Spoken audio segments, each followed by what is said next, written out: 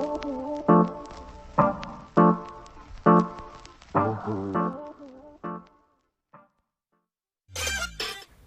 दोस्तों, कैसे हैं आप सब। दोस्तों अभी से रुकना नहीं है, यस रुकना नहीं है, थकना नहीं है, और एक बार जो ठान लिया फिर पीछे हटना नहीं है। Well, my name is Athur Rahman. I'm an English trainer and your English friend. Welcome back to Matt English Academy friends. स्वागत है आपका फिर से Matt English Academy में। जैसा कि आप जानते हैं हम सीख रहे हैं basic English grammar within 29 days. Yeah, it's a challenge of 29 days friends. And I am sure कि अभी तक आपने बहुत कुछ सीखा होगा। लास्ट वीडियोस में हम आपको बहुत से कॉन्सेप्ट्स, बहुत से कंटेंट्स क्लियर करा चुके हैं। And thank you so much, आपका पॉजिटिव फीडबैक कमेंट बॉक्स में मुझे बराबर मिल रहा है। Thank you so much, it's a energy for me. And I promise you कि within 29 days I will try to clear your all confusions, problems and doubts. Yes, till the last of this class 29 days के अंदर आपकी सभी confusions, problems को shut out करने की पूरी कोशिश करूँगा। And definitely it will be done and that's my surety. Yes my friends, बस आपका प्यार एंड सपोर्ट यूं ही हमें बराबर मिलता रहे। आई नो कि थोड़ा लेट हो जाता है दोस्तों, बिकॉज शूट भी करना होता है और एडिटिंग भी करना होता है, so it takes a time, but I promise you as soon as possible I will complete my all these classes, right? बस आप थोड़ा सा और पुश कीजिए, थोड़ा और सपोर्ट कीजिए, it gives me energy, right friends. I am sure कि आपने सब्सक्राइब कर दिया होगा। अगर अभी तक आपने सब्सक्राइब नहीं किया है तो please, it's my polite request, please subscribe कर लीजिए। You will give me only 1 minute but it will help me genuinely, right friends. तो चलिए बेसिक फंडामेंटल्स में लास्ट स्टेप हम आपको कराने जा रहे हैं, parts of sentence. Parts of sentence को हल्के में ना ले दोस्त, पार्ट्स ऑफ सेंटेंस कर डाला, इसको समझ डाला तो समझो लाइफ जंगल आला। यस माय फ्रेंड्स, जेन्युइनली अगर आपने पार्ट्स ऑफ सेंटेंस को समझ लिया तो समझ लीजिए कि आप ग्रामर को और ट्रांसलेशन को इजीली समझ पाएंगे। इसको हम यूँ भी समझ सकते हैं कि जिस तरीके से हमें एक मकान बनाने के लिए ईंट, रोड़ी, बदरपुर, सीमेंट की ज़रूरत होती है, ऐसे ही हमें एक सेंटेंस को बनाने के लिए उसके कुछ पार्ट्स को समझने की ज़रूरत होती है।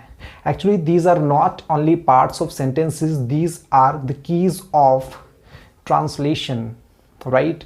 जेन्युइनली, रियली अगर आपने इनको समझ लिया तो आप इजीली एक सेंटेंस में एक स्ट्रक्चर को बनाते हुए उसके रूल्स को इजीली अप्लाई कर पाएंगे। क्योंकि जब हम सेंटेंस में एक रूल को अप्लाई करते हैं तो क्या होता है, हमें subject, verb, helping verb, object, इन सब को समझना बेहद ज़रूरी होता है। आप खुद सोचिए, जब एक रूल लिखा होता है उसमें हम देखते हैं subject, verb, object, helping verb, इस तरीके से हम रूल्स देखते हैं। तो जब हमें ये ही नहीं पता होगा कि सब्जेक्ट क्या होता है, वर्ब क्या होता है, ऑब्जेक्ट क्या होता है, हेल्पिंग वर्ब क्या होती है, तो हम कैसे उसको रूल के अकॉर्डिंग उसमें अप्लाई कर पाएंगे, राइट फ्रेंड्स। रूल यानी नियम, और विदाउट नियम को जाने आप कोई काम प्रॉपर तरीके से नहीं कर सकते हैं। सो ये ग्रामर के नियम हैं, ग्रामर के रूल्स हैं, यानी सेंटेंस के रूल हैं, राइट। जब आप एक भी सेंटेंस बनाएंगे तो आप देखते हैं सिंपल, नेगेटिव, इंटरोगेटिव, हम आपको टाइप्स ऑफ सेंटेंसेस में करा चुके हैं, और इन सब के क्या होते हैं, कुछ रूल्स होते हैं, इनके अकॉर्डिंग हम सेंटेंस बनाते हैं, राइट फ्रेंड्स। और आपने अगर रूल्स को समझ लिया तो समझ लीजिए आपने ग्रामर को समझ लिया। क्योंकि जितने भी हम 12 टाइप्स ऑफ सेंटेंसेस बनाते हैं या मॉडल्स बनाते हैं या जितने भी आगे हम सेंटेंसेस बनाते हैं, सभी सेंटेंस रूल बेस्ड होते हैं, ग्रामर बेस्ड होते हैं। ग्रामर हमारी रूल्स पे डिपेंड करती है।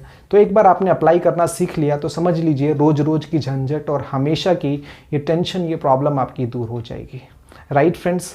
तो आज मेरी आपसे एक पोलाइट रिक्वेस्ट है, प्लीज़ इस वीडियो को बहुत ध्यान से आप समझें और लास्ट तक इसको देखें।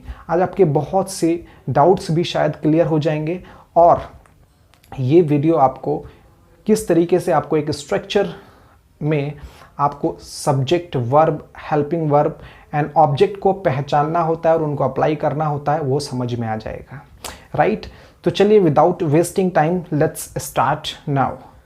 फ्रेंड्स, हम बात कर रहे हैं पार्ट्स ऑफ सेंटेंसेस की। पार्ट्स ऑफ सेंटेंस की जब हम बात करते हैं तो दोस्तों इसको हम इजीली समझने के लिए दो पार्ट में हम इसको डिवाइड कर देते हैं, राइट।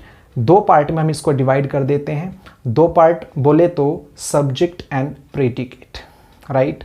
सब्जेक्ट को आपने पहले भी कई बार सुना होगा और प्रेडिकेट को अगर आप 9th 5th 6th 7th 8th के स्टैंडर्ड के स्टूडेंट्स हैं, यूपी बोर्ड के या सीबीएसई बोर्ड के, इवन 10th स्टैंडर्ड में यूपी बोर्ड में भी पार्ट्स ऑफ सेंटेंसेस को दिया गया है, इसका चैप्टर है।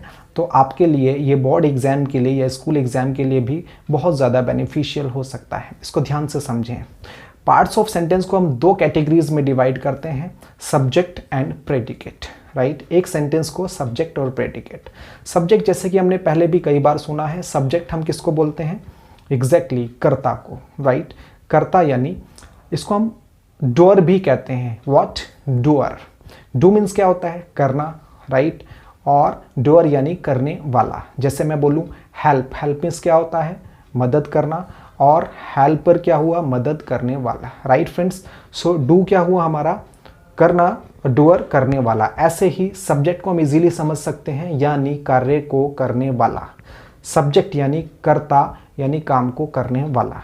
ओके फ्रेंड्स, इसको हम कुछ अलग अलग तरीके से भी समझते हैं, यानी सब लोगों का समझाने का तरीका अलग है। मैं आपको सभी तरीके बता देता हूँ कि सब्जेक्ट को हम किन किन तरीक़ों से, किस किस तरीके से हम डिफाइन करते हैं, राइट। देखिए, कुछ लोग मानते हैं कि सब्जेक्ट को हम ऐसे भी बता सकते हैं कि सब्जेक्ट हम एक्चुअली कर्ता जो होता है वो वाक्य में उस शब्द को कहते हैं जो कार्य को करता है, राइट। वन, जो कार्य को करता है। सेकंड, जिसके बारे में बात की जाती है या जिसके बारे में बात होती है, दैट इज सब्जेक्ट, राइट। या फिर सब्जेक्ट हम उसको भी बोलते हैं जिसके द्वारा कोई भी काम किया जाता है, ठीक है। वाक्य के अंदर यानी सेंटेंस के अंदर जो भी काम हो रहा है वो कोई ना कोई सेंटेंस, कोई ना कोई सब्जेक्ट ही करेगा, कर्ता करेगा, जिसको हम ऑलरेडी पढ़ भी चुके हैं, नाउन या प्रोनाउन, राइट। ओके, तो इस सब को हम क्या बोलते हैं? सब्जेक्ट बोलते हैं। दूसरे तरीके से भी हम जान सकते हैं, आप देखिए कि सेंटेंस में एक हेड वर्ड होता है, यानी एक हेल्पिंग वर्ब दी होती है या वर्ब दी होती है। हेल्पिंग वर्ब या मेन वर्ब से पहले का जो एक पार्ट होता है वो चाहे 2 शब्द में हो, 3 शब्दों में हो, राइट। समझिए ध्यान से, मैं समझा रहा हूँ कि एक सेंटेंस जो होता है उसमें हेल्पिंग वर्ब या मेन वर्ब से पहले जो एक पार्ट होता, एक शब्द होता है या 2 शब्द होते हैं, 3 शब्द होते हैं, उसको हम सब्जेक्ट कहते हैं। जैसे कि मैं अगर एग्जाम्पल दूँ, he is playing cricket, right? He is playing cricket. Okay, so he is playing cricket में आप देखिए is क्या है? हमारी helping verb है, right? playing क्या है? हमारी main verb है। cricket क्या है? यहाँ पर object है, okay? लेकिन is से पहले क्या है? subject, okay? यही मैं बात कर रहा था। is क्या है? हमारी helping verb और playing क्या है? हमारी मेन वर्ब, राइट। यानी मेन वर्ब हो या हेल्पिंग वर्ब। जैसे मैं बोलूं ही रॉट अ लेटर, राइट। अब यहां पर ही क्या है? हमारा सब्जेक्ट है और उसके जस्ट बाद क्या आया? Main verb I. जबकि ऊपर वाले सेंटेंस में क्या है? इज है। इज क्या है? हमारी हेल्पिंग वर्ब है, राइट फ्रेंड्स। तो इन दोनों से पहले जो एक वर्ड आता है उसको हम क्या बोल देते हैं? सब्जेक्ट बोलते हैं, राइट। सब्जेक्ट 1 शब्द, 2 शब्द, 3 शब्दों में भी हो सकता है, इसको हम आगे समझेंगे, अभी समझाते हैं, राइट। तो ये हमारा सब्जेक्ट हुआ। एक सिंपल सी ट्रिक आपको और बताता हूँ, किसी भी सेंटेंस में अगर आपको कन्फ्यूज़न हो रही है सब्जेक्ट को समझने में, तो आप कैसे समझेंगे? उसमें सिंपल सा उससे एक सवाल कीजिए कि भैया कौन कर रहा है? कौन कर रहा है, राइट। जैसे मैंने अभी 2 एग्जाम्पल दिए, वह क्रिकेट खेल रहा है, राइट। सो कौन खेल रहा है? वह। आंसर आ गया। तो आप कौन लगाकर सब्जेक्ट का पता कर सकते हैं, राइट। सब्जेक्ट को आइडेंटिफाई कर सकते हैं, राइट। नेक्स्ट सेंटेंस मैंने आपको क्या दिया था? भूल गया हूँ, सॉरी। जैसे कोई भी सेंटेंस है कि हाँ सॉरी, वह, उसने पत्र लिखा, उसने पत्र लिखा, ही रॉट अ लेटर, राइट। किसने लिखा या कौन? किसने या कौन लगा के हम सेंटेंस में सब्जेक्ट को मालूम कर सकते हैं, सब्जेक्ट का पता कर सकते हैं। आई एम श्योर कि अब आपको बिल्कुल क्लियर हो गया होगा, राइट फ्रेंड्स। तो चलिए आगे बढ़ते हैं दोस्तों। सब्जेक्ट यहीं पर ख़त्म नहीं होता है, राइट। सब्जेक्ट को हम कुछ पार्ट्स में डिवाइड करते हैं, राइट। सब्जेक्ट के भी और प्रेडिकेट के भी कुछ पार्ट्स होते हैं। ये चैप्टर बहुत बड़ा है, लेकिन मैं आपको ज़्यादा कंफ्यूज करने की कोशिश नहीं करूँगा, बिल्कुल सिंपल तरीके से आपको जल्दी जल्दी बताऊँगा और आपको समझ में आएगा, राइट। सब्जेक्ट की दोस्तों जब हम बात करते हैं तो इसको भी हम कुछ पार्ट्स में डिवाइड कर देते हैं। जैसे कि सब्जेक्ट के दो पार्ट होते हैं, qualifier and head word. Qualifier and head word. चलिए क्वालिफायर को थोड़ा सा समझ लेते हैं। क्वालिफायर का वर्क होता है सेंटेंस में हेड वर्ड यानी जो मेन वर्ड होता है, मैं अभी बता रहा था, नाउन या प्रोनाउन को क्वालिफाई करना। क्वालिफाई मीन्स उसकी कंप्लीट फॉर्म को बताना, राइट। इसको और अच्छी तरीके से समझें तो मैं अगर बताऊं आपको, सेंटेंस में मैंने भी बताया एक सब्जेक्ट होता है, एक प्रेडिकेट होता है, और मैंने आपको ये भी बताया कि जो सब्जेक्ट होता है वो 2 या 3 शब्दों में भी हो सकता है, राइट।